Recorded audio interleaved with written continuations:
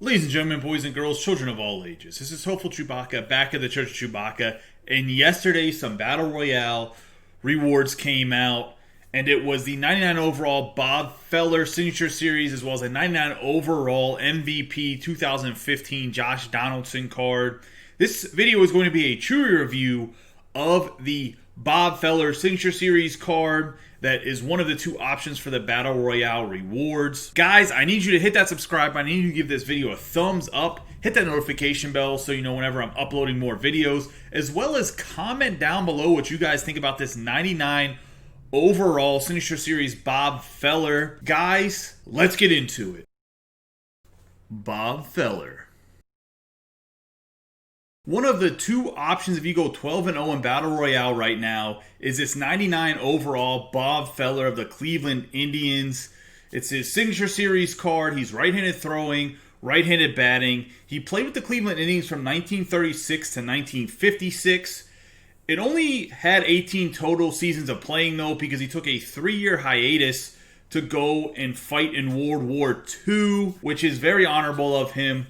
He has a 5-pitch repertoire that consists of a 4-seam fastball, a 12-6 curve, a slider, a changeup, and a sinker. For his 4-seam fastball, he's going to hit probably 102. For his 12-6 curveball, he's going to go 78 miles an hour. His slider's 86 miles an hour. His changeup's 80 miles an hour. His sinker's 95 to 97 miles an hour. And that's one of the most powerful pitches in the game right now, the sinker. I think you guys all kind of know that by now. It's also very important that he has such a change of speed in his pitches. He's going to hit over 100 miles an hour, then he's going to hit you with an 80 mile per hour changeup. You throw in the 12-6 curve, the slider, and the sinker. He has some dominant stuff in his pitch repertoire. As for all Signature Series cards, we go over their career statistics. So in Bob Feller's career, he had a win-loss record of 266 and 162. He had an ERA of 3.25. He had an ERA plus of 122. He had a whip of 1.316. He had 2,581 strikeouts, a 63.4 WAR. He was inducted into the Hall of Fame in 1962. Some of the accolades that he won was in 1948, he won the World Series. He's an 8-time All-Star. In 1940, he won the American League Triple Crown as a pitcher, which means he led the American League in ERA, strikeouts, and wins. He had 27 wins, an ERA of 2.61, and he had 212 Ks. So he had a phenomenal year in 1940, and he didn't win Most Valuable Player. I don't think they had the Cy Young Award back then when he was playing.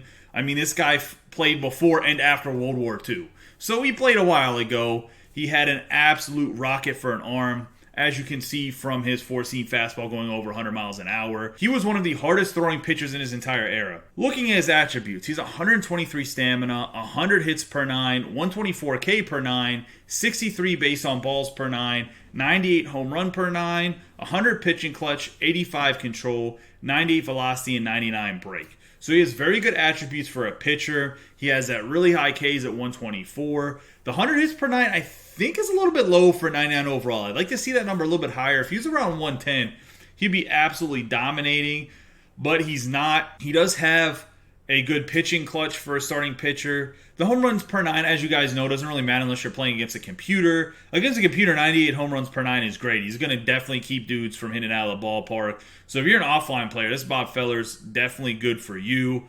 Online, that 98 doesn't really matter that much. He's also has some control issues. I mean, he walked quite a few guys in his career, but he throws such good stuff that his control shouldn't be that much of an issue.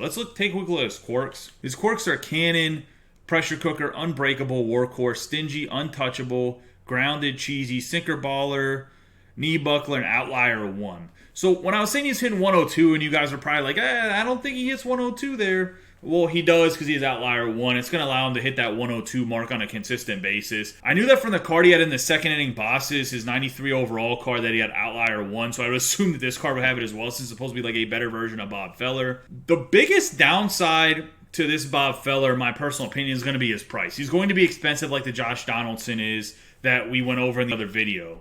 And that's going to lower his Chewie rating here because his attributes are very, very good, but they're not like the highest in the game. I do think there's better options. I think his pitch repertoire might be one of the best in the game, and I think he's going to be a card that's very usable.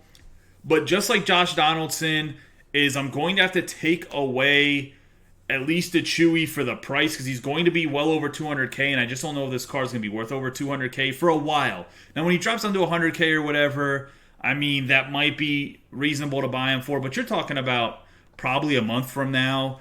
I mean, that means that other cards could come out, so we'd have to go back and compare them and stuff like that. We're doing the Chewie review for right now when the card comes out, and his price is going to be below 200K for at least a couple weeks.